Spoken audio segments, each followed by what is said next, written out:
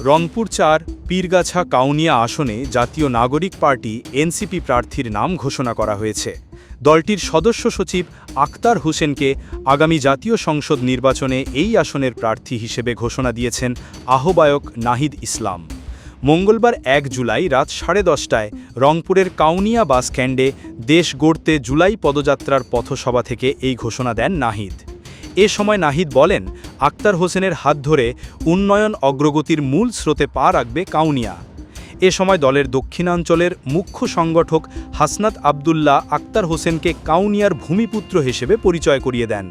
পরে সার্জিস আলমের সঞ্চালনায় পথসভায় আরও বক্তব্য রাখেন সামান্থা শারমিন, তাসনিম জারা সহ কেন্দ্রীয় নেতৃবৃন্দ।